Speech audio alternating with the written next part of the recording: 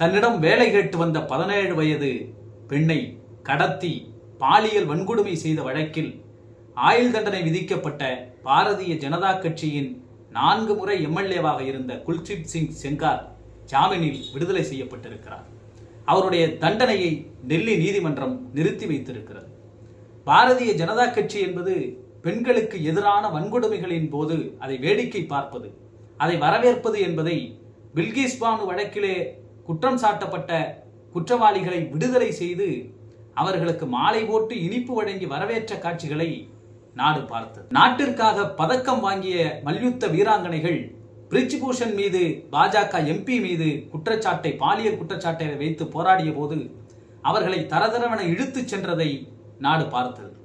இப்பொழுது மீண்டும் பாரதிய ஜனதா கட்சி அதனுடைய 4 முறை உத்தரப்பிரதேச மாநிலம் உன்னாவ் பகுதியிலே எம்எல்ஏவாக இருந்த பாரதிய ஜனதா கட்சியைச் சேர்ந்த, ஏன் இதை அழுத்தி சொல்லுகிறோம் என்றால், தமிழ்நாட்டிலே இருக்கிற தலைவர்கள் எல்லாம் சாட்டை எடுத்து அடித்துக் கொள்வார்கள், ஐயோ பெண்களுக்கு கொடுமை நடக்கிறதே என்று சொல்லி.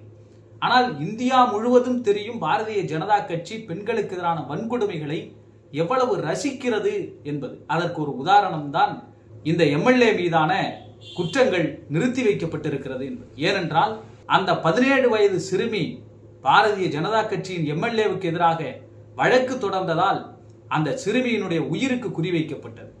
அவர் பயணம் செய்த வாகனத்தின் மீது விபத்தை ஏற்படுத்தி அவரோடு பயணித்த 2 தோழிகள் இறந்து போனார்கள்.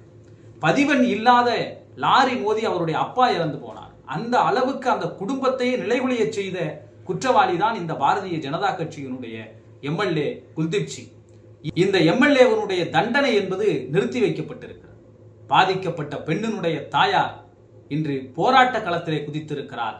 அவரை குண்டுக்கட்டாக கைது செய்திருக்கிறது பாரதிய ஜனதா கட்சி. இதனால் தான் பாரதிய ஜனதா கட்சியை பாலியல் ஜனதா கட்சி என்று உறுதியாக இந்திய மக்கள் நம்புகிறார்கள்.